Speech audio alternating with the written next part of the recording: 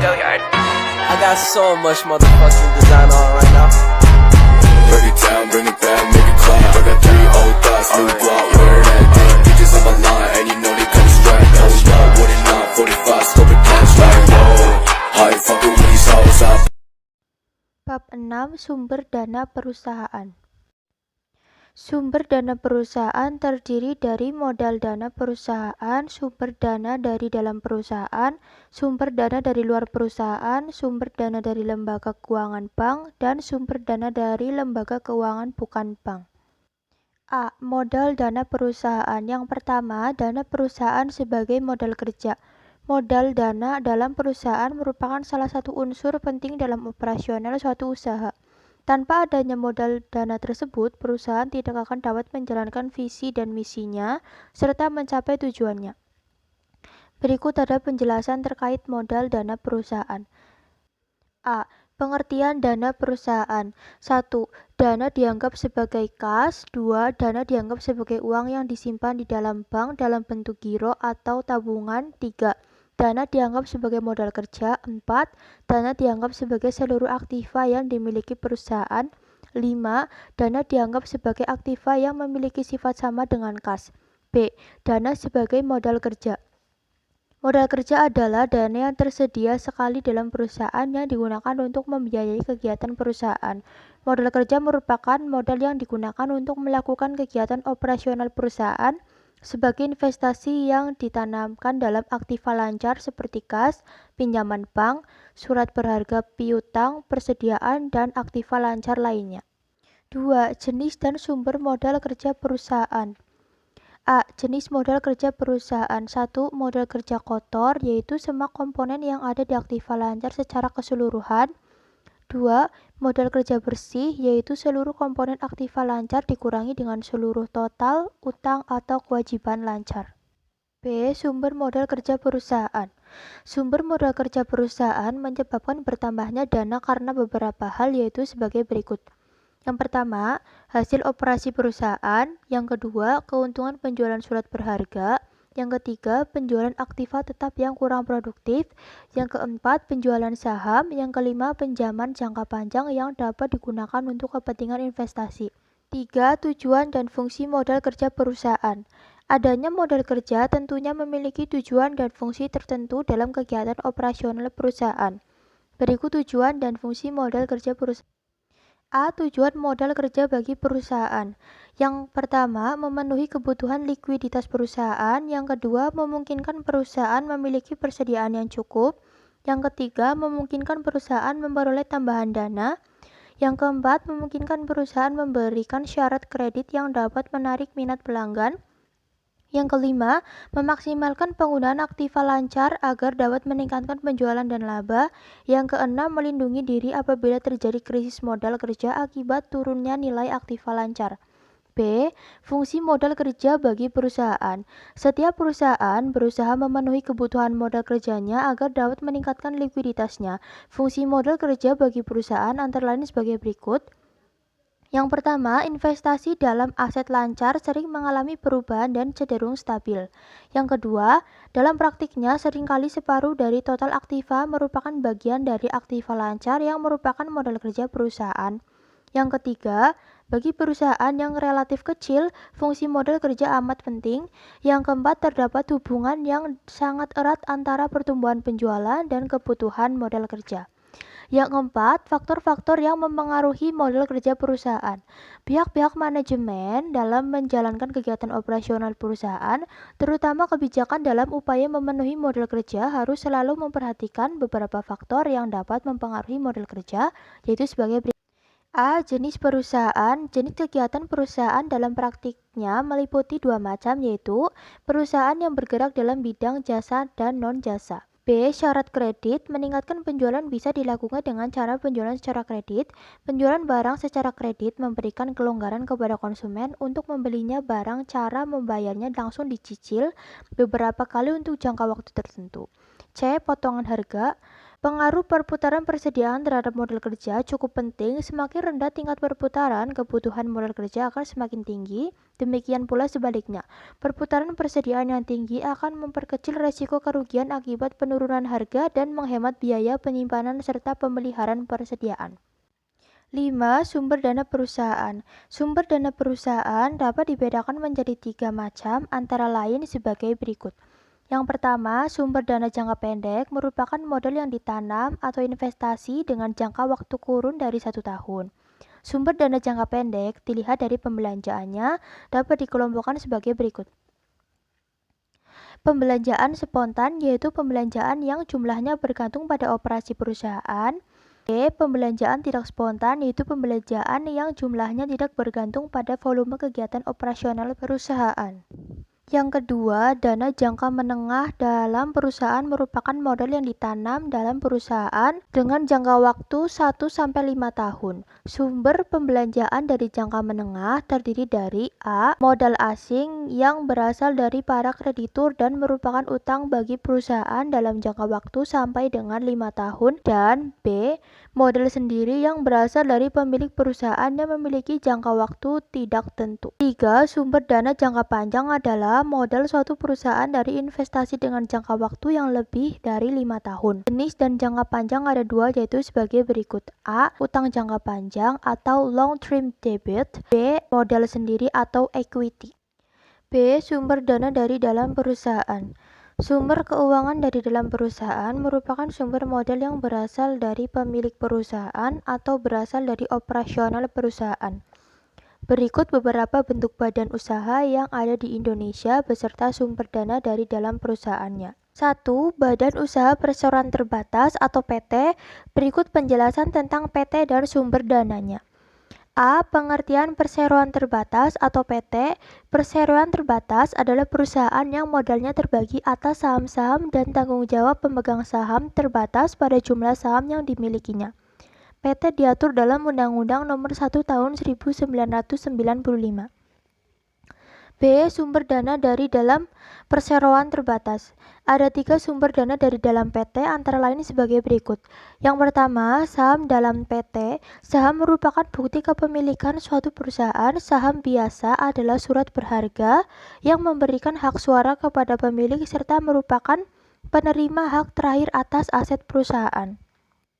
B. Saham preferen atau preference stock. Saham preferen adalah saham yang memiliki beberapa hak istimewa, yaitu hak memperoleh prioritas dalam membagikan dividen dan pembagian dividen kumulatif, yaitu hak untuk mendapatkan dividen pada setiap periode. C. Saham prefektur kumulatif. Apabila tidak menerima dividen selama beberapa waktu karena besarnya laba tidak mengizinkan atau karena adanya kerugian, pemegang jenis saham ini di kemudian hari berhak menentukan dividen yang tidak dibayar di waktu yang lampau apabila perusahaan mendapatkan keuntungan. D. Saham bonus. Saham bonus adalah saham yang diberikan kepada pemegang saham secara cuma-cuma. Kebijakan ini dilakukan untuk mengurangi cadangan yang sudah terlalu besar. E. Saham pendiri. Saham pendiri adalah saham yang diberikan kepada pendiri secara cuma-cuma karena jasanya dalam rangka mendirikan perseroan. F. Saham kosong. Saham kosong adalah saham yang dibeli kembali oleh perseroan dari para pemegang saham lalu disimpan sehingga tidak diikutsertakan lagi dalam permodalan perseroan. 2. Badan usaha bentuk persekutuan.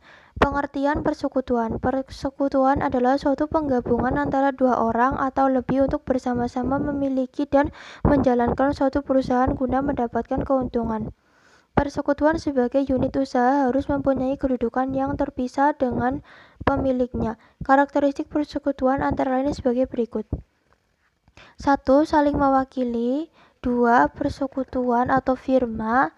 3. Tanggung jawab terhadap kewajiban persekutuan tidak terbatas. Keempat, ownership of an interest in a partnership, artinya keyakinan tiap-tiap sekutu yang telah ditanamkan dalam persekutuan merupakan kekayaan bersama. 5. Participating in partnership profit, artinya laba atau rugi sebagai hasil operasi persekutuan akan dibagi kepada setiap anggota sekutu berdasarkan partisipasi anggota dalam persekutuan. B. Bentuk usaha persekutuan. Bentuk usaha persekutuan adalah sebagai berikut. Yang pertama, trading partnership, yaitu persekutuan yang usaha pokoknya adalah pembuatan, pembelian, dan penjualan produk barang. Contohnya adalah perusahaan dagang dan perusahaan industri.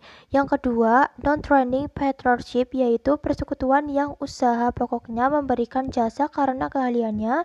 Contohnya adalah akuntan publik. C. Bentuk badan usaha persekutuan. Yang pertama, persekutuan firma, yaitu persekutuan yang diadakan untuk menjalankan suatu perusahaan dengan memakai nama bersama. Yang kedua, persekutuan komoditer atau CV, yaitu suatu persekutuan yang didirikan oleh beberapa orang yang mempercayakan uang atau barang kepada orang yang menjalankan usahanya dan bertindak sebagai pemimpin. Sekutu dapat dibedakan menjadi dua, yaitu sebagai berikut. A. Sekutu aktif, yaitu sekutu yang menjalankan perusahaan dan berhak melakukan perjanjian dengan pihak ketiga. B. Sekutu pasif, yaitu sekutu yang hanya menyertakan modal dan perekrutan. Status sekutu komoditer ini dapat disamakan dengan seorang yang menitipkan modal pada suatu perusahaan, tetapi hanya menantikan hasil keuntungan dari modal yang dimasukkan dan tidak ikut campur dalam kepengurusan, pengusahaan, ataupun kegiatan usaha perusahaan. 3. Badan usaha bentuk koperasi. Dalam badan usaha bentuk koperasi ada beberapa hal yang perlu diketahui, antara lain sebagai berikut. A. Model koperasi berdasarkan Undang-Undang Nomor 25 Tahun 1992 tentang Perkoperasian. Menurut Undang-Undang Nomor 25 Tahun 1992, Pasal 1-1 tentang perkoperasian, koperasi adalah badan usaha yang berkeanggotaan orang-orang atau badan hukum koperasi. Dengan melandaskan kegiatan berdasarkan prinsip koperasi sekaligus sebagai gerakan ekonomi rakyat yang berdasar atas asas kekeluargaan. Koperasi dapat memanfaatkan kedua jenis modal tersebut dalam upaya memenuhi kebutuhan modalnya. Berikut penjelasannya. 1. Modal sendiri adalah modal yang dihimpun dari simpanan anggota, yaitu berasal dari simpanan pokok dan simpanan wajib, dan apabila kegiatan usaha koperasi sudah berjalan dan memperoleh sisa hasil usaha. Modal sendiri meliputi hal-hal sebagai berikut. A. Simpanan pokok, yaitu sejumlah uang yang sama banyaknya yang wajib dibayar oleh anggota koperasi kepada koperasi pada saat masuk menjadi anggota koperasi. B. Simpanan wajib, yaitu sejumlah uang yang wajib dibayarkan dengan tujuan mencukupi kebutuhan dana yang hendak dikumpulkan. C. Dana cadangan, yaitu dana yang digunakan untuk memupuk modal sendiri dan dapat menutupi kerugian koperasi apabila diperlukan. D. Hibah atau donasi, yaitu sejumlah pemberian untuk koperasi yang dapat digunakan untuk mengembangkan atau memperlancar usaha koperasi. Modal asing adalah modal yang berasal dari luar perusahaan yang bersifat sementara ada di dalam perusahaan koperasi, dan bagi perusahaan koperasi, modal tersebut merupakan utang yang pada saatnya harus dibayar kembali. B. Jenis-jenis modal koperasi. 1. Modal anggota. Istilah modal dalam pengertian ini lebih memiliki arti sebagai sumber pembelajaran usaha yang berasal dari setoran para anggota. Simpanan sukarela dapat ditarik sewaktu-waktu oleh anggota. Berikut modal koperasi yang berasal dari modal anggota. A. Simpanan pokok. B. Simpanan wajib. C. Simpanan sukarela. Yang kedua, modal sumbangan, yaitu modal sumbangan sejumlah uang atau barang atau modal yang dapat dinilai dengan uang yang diterima dari pihak lain yang bersifat hibah dan tidak meningkat. Ketiga, modal pernyataan, yaitu sejumlah uang yang ditanamkan oleh pemodal untuk menambah dan memperkuat struktur permodalan dalam meningkatkan usaha koperasi. 4. Cadangan, yaitu bagian dari sisa hasil usaha yang disisihkan oleh koperasi untuk suatu tujuan tertentu sesuai dengan ketentuan anggaran dasar atau ketentuan rapat anggota. C. Sumber dana dari luar perusahaan, yaitu sumber dana yang berasal dari luar perusahaan, yaitu kreditur, pemilik, dan peserta atau penanam saham di dalam perusahaan, dan yang berasal dari kreditur adalah utang bagi perusahaan yang bersangkutan dan disebut dengan modal asing. Pada dasarnya, sumber dana utama dari luar perusahaan digolongkan menjadi 3 antara lain sebagai berikut. 1. Utang jangka pendek. Sumber dana jangka pendek dapat berupa utang jangka pendek, yaitu utang yang harus dilunasi kurang dari 1 tahun, meliputi hal-hal sebagai berikut. A. Utang dagang. Utang dagang terjadi jika barang telah diterima tetapi pembayaran diserahkan di kemudian hari. B. Pinjaman bank jangka pendek dengan jaminan. Pinjaman tersebut hampir selalu diikuti suatu surat perjanjian utang yang disebut dengan promissory notes yang menyatakan kesanggupan perusahaan untuk membayar pinjaman beserta bunga yang telah disepakati. C. Pinjaman bank jangka pendek tanpa jaminan. Melalui pinjaman ini, perusahaan tidak perlu menyerahkan jaminan kepada bank dan biasanya bank mensyaratkan peminjam untuk tetap memiliki saldo dana minimum di bank. D. Surat janji tertulis adalah janji tertulis antara pihak bank dan pihak pembeli untuk membayar sejumlah uang kepada perusahaan yang dituju apabila sejumlah kondisi telah terpenuhi. E. Surat berharga adalah surat berharga yang diterbitkan dan dijual oleh perusahaan besar dan terpercaya untuk memenuhi kebutuhan jangka pendeknya. F. Penjualan piutang. Perusahaan dapat memperoleh dana dengan tepat melalui factoring, yaitu dengan menjual piutang perusahaan kepada perusahaan pembeli piutang atau factoring yang biasanya adalah lembaga keuangan. G. Kredit rekening koran. Kredit rekening koran adalah kredit yang diberikan oleh bank kepada perusahaan dengan batasan tertentu di mana perusahaan tidak mengambilnya sekaligus. 2. Utang jangka menengah. Utang jangka menengah yaitu utang yang jangka waktunya lebih dari 1 tahun tetapi kurang dari 5 tahun. Berikut utama dari kredit utang jangka menengah. A. Term loan. Term loan adalah kredit usaha dengan umur lebih dari 1 tahun tetapi kurang dari 5 tahun. Term loan dibayar kembali dengan angsuransi tetapi selama satu periode tertentu dan biasanya diberikan oleh bank dagang, perusahaan asuransi, dan supplier. B. Leasing atau sewa guna usaha adalah setiap kegiatan pembiayaannya perusahaan dalam bentuk penyediaan barang-barang modal untuk digunakan oleh suatu perusahaan dalam jangka waktu tertentu berdasarkan pembayaran secara berkala. C. Kredit usaha perbankan. Kredit usaha perbankan biasanya dibedakan menjadi kredit investasi dan kredit modal kerja atau mungkin juga gabungan keduanya. Berikut penjelasan lebih lanjut mengenai kreditur usaha perbankan. Yang satu, kredit investasi, yaitu kredit yang digunakan untuk keperluan usaha, membangun proyek atau pabrik baru, atau keperluan rehabilitasi. 2. Kredit modal kerja, yaitu kredit yang digunakan untuk keperluan meningkatkan produksi dan operasional perusahaan. D. Kredit bank preditan rakyat (BPR). Persyaratan dan proses fasilitas kredit dari BPR relatif lebih mudah dibandingkan di bank umum. BPR melayani orang-orang yang membutuhkan pendanaan usaha terutama UKM dengan sistem dan persyaratan yang cenderung mudah.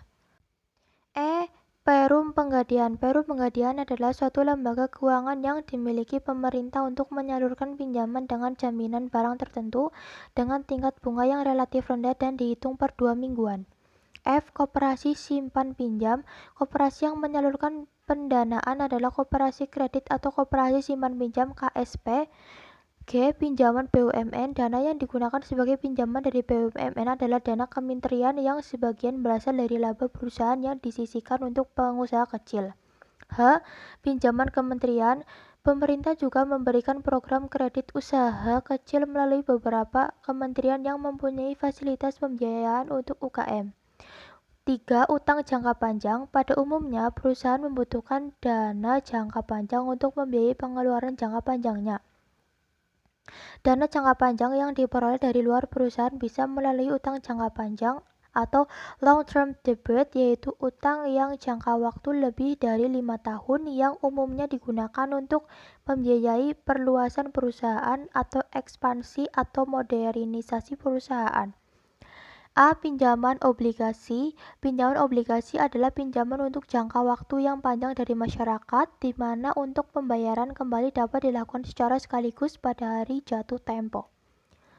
Jenis pinjaman obligasi antara lain sebagai berikut. 1. Obligasi biasa. 2. Obligasi pendapatan. 3. Obligasi yang dapat ditukar. B. Pinjaman hipotek. Pinjaman hipotek adalah pinjaman jangka panjang dengan jaminan suatu barang tidak bergerak. Jika pihak debitur tidak memenuhi kewajibannya, barang jaminan dapat dijual dan dari hasil penjualan tersebut dapat digunakan untuk menutup tagihannya. D. Sumber dana dari lembaga keuangan bank. Lembaga keuangan bank adalah salah satu lembaga pemberi kredit yang dikelola pemerintah atau perseroan. 1. Kredit lembaga keuangan bank. Perusahaan bisnis retail dapat memperoleh dana dari lembaga keuangan bank dengan sistem pinjaman jika telah memenuhi hal-hal yang disyaratkan. Bank mensyaratkan melakukan penilaian kredit menggunakan pedoman analisis 3R, 5C, dan 7P antara lain sebagai berikut. A. Penilaian kredit dengan analisis 3R. 1. Return, yaitu hasil yang diharapkan diperoleh dari penggunaan kredit. 2. Repayment capacity, yaitu kemampuan perusahaan untuk membayar kembali pinjamannya. 3. Risk bearing ability, yaitu kemampuan yang cukup untuk menanggung resiko kegagalan atau ketidakpastian yang bersangkutan dengan penggunaan kredit. B. Penilaian kredit dengan analisis 7P. 1. Personality. 2. Party. 3. Purpose. 4. Prospect. 5. Payment. 6. Profitability. 7. Protection. C. Penilaian kredit dengan analisis 5C. Karakter. Penilaian untuk mengukur kemampuan calon debitur dalam membayar. 2. Capitality atau capability. Penilaian ini diberikan dengan kemampuan perusahaan beserta stafnya dari segi manajemen dan keahlian bidang usahanya yang diukur dari data finansial tahun sebelumnya. Kapital. Penilaian ini untuk menunjukkan keadaan finansial perusahaan secara keseluruhan yang dilihat dari rasio finansial dan penekanan terhadap tangible worth-nya. 4. Condition. Penilaian ini bertujuan melihat kondisi ekonomi yang berpengaruh terhadap perusahaan permohonan kredit. 5. Collateral. Penilaian ini bertujuan menunjukkan aktiva yang digunakan sebagai jaminan atas kredit yang diberikan oleh bank, cukup atau tidak menurut penilaian pihak bank. Jenis-jenis kredit lembaga keuangan bank. Secara umum, kredit lembaga keuangan bank terdiri atas dua jenis, yaitu sebagai berikut. A. Kredit dengan jaminan, artinya setiap kredit yang dikeluarkan akan dilindungi senilai jaminan yang diberikan calon debitur. B. Kredit tanpa jaminan. Kredit yang diberikan tanpa jaminan barang atau orang tertentu. Kredit jenis ini diberikan dengan melihat prospek usaha dan karakter, serta loyalitas atau nama baik calon debitur selama ini. Berikut adalah dua jenis kartu debit yang sering digunakan oleh masyarakat. 1. Kredit jenis Visa. Kartu kredit ini memiliki beberapa tingkatan mulai kelas atau semua golongan sehingga kelas golongan super eksklusif yang tidak ditawarkan ke semua orang, antara lain sebagai berikut. A. Visa Klasik. Jenis kartu kredit yang paling rendah pagu batas belanjanya dan fitur yang menyetirnya. B. Visa Gold, jenis kartu kredit yang sedikit lebih eksklusif dengan beberapa fitur tambahan seperti diskon spesial untuk beberapa produk barang atau jasa dan pagu batas kredit yang lebih tinggi. Visa Platinum. Kartu kredit jenis ini mensyaratkan mereka yang penghasilannya di atas 25 juta rupiah per bulan. Meskipun tidak menutup kemungkinan penghasilan yang lebih rendah bisa memiliki kartu ini tergantung penilaian bank dan negosiasi dari calon pengajuan kartu. Visa Signature. Kartu kredit jenis ini tergolong sangat eksklusif, tidak untuk orang kantoran atau buruh atau pegawai. Visa Infinite. Biasanya khusus hanya kepada nasabah premium pemilik rekening tabungan atau deposito atau investasi dari bank penerbit kartu tersebut. Kartu kredit jenis Mastercard. Beberapa tingkatan keanggotaan kartu kredit Mastercard antara lain sebagai berikut. Mastercard Classic. Pemilik kartu ini biasanya hanya mendapatkan pangubatasan kredit yang rendah. B. Mastercard Gold. Sama dengan Visa Gold, memiliki pangbatas kredit lebih tinggi dari Mastercard Classic. C. Mastercard Platinum. Agak sedikit berbeda dengan Visa Platinum. Biasanya kartu kredit jenis Mastercard Platinum menawarkan fitur mulai dari reward point hingga berbagai layanan lain yang ada. D. Mastercard World. Kartu jenis ini sebenarnya setingkat dengan kartu Visa Infinite, di mana minimum penggunaan adalah harus Rp75 juta per tahun. Di bawah ini Anda kemungkinan akan dikenai biaya atau iuran yang jumlahnya cukup besar, cocok untuk pengusaha dengan jenis NPWP usaha perorangan mandiri yang dapat digunakan untuk pembayaran bahan baku atau material ataupun borongan partai besar. Sumber dana dari lembaga keuangan, bukan bank. Lembaga keuangan non-bank adalah semua badan yang melakukan kegiatan di bidang keuangan yang secara langsung atau tidak langsung menghimpun data, terutama dengan jalan mengeluarkan kertas berharga dan menyalurkan kepada masyarakat, terutama guna membiayai investasi perusahaan. 1. Pasar modal. Pasar modal merupakan salah satu tempat bertemunya pembeli dan penjual, dan barang yang diperjualbelikan adalah saham. Penjual modal adalah mereka yang secara perorangan maupun sebagai lembaga atau badan usaha yang menyisihkan kelebihan uangnya untuk usaha yang bersifat lebih produktif. Sedangkan pembeli modal adalah perusahaan yang memerlukan dana atau tambahan modal untuk memperluas usahanya. A. Pasar perdana. Pasar perdana adalah penjualan perdana efek oleh perusahaan penerbit sebelum dijual melalui bursa efek. Pasar perdana merupakan penawaran saham pertama kali dari emiten kepada para pemodal selama waktu yang telah ditetapkan oleh pihak penerbit. B. Pasar sekunder. Pasar sekunder adalah penjualan efek setelah penjualan pada pasar perdana berakhir. Pada pasar sekunder, para investor dapat membeli dan menjual efek setiap saat. Pasar uang. Pasar uang adalah tempat diperdagangkannya surat berharga yang mempunyai jangka waktu jatuh tempo kurang dari 1 tahun. Fungsi pasar uang adalah sebagai sarana alternatif khususnya bagi lembaga keuangan, perusahaan keuangan, dan peserta lainnya untuk memenuhi kebutuhan dana jangka pendeknya ataupun untuk menempatkan dana atas kelebihan likuiditasnya. Jenis-jenis pasar uang antara lain sebagai berikut. A. Pasar uang antar bank. Pasar uang antar bank merupakan transaksi penyerahan sejumlah kelebihan dari suatu bank kepada bank yang lain. B. Sertifikat Bank Indonesia atau SBI merupakan jenis surat berharga yang dikeluarkan oleh Bank Indonesia selaku bank sentral yang dimaksud untuk dibeli oleh bank umum dengan nilai nominal yang sangat besar. C. Surat berharga pasar uang SBPU. Surat berharga pasar uang adalah surat berharga yang dikeluarkan oleh bank umum dan hanya dibeli oleh Bank Indonesia dengan nilai nominal yang cukup besar. D. Sertifikat deposito. Sertifikat deposito merupakan semacam surat berharga yang dikeluarkan oleh bank dalam nilai nominal tertentu sebagai surat atas unjuk. E. Pasar valuta asing atau bursa valuta asing. Pasar valuta asing merupakan tempat seorang dapat membeli atau menjual sejenis mata uang asli atau menukar dengan mata uang rupiah. 3. Penjaminan emisi perusahaan efek. Sebagai penjamin emisi atau underwriter untuk jasa yang diberikan tersebut, perusahaan efek mendapatkan underwriting fee yang dihitung dari nilai emisi. Metode penjaminan yang dilakukan oleh perusahaan efek antara lain sebagai berikut. A. Kesanggupan penuh. B. Kesanggupan terbaik. C. Kesanggupan siaga. D. Kesanggupan semua atau tidak sama sekali. 4. Perusahaan sewa guna.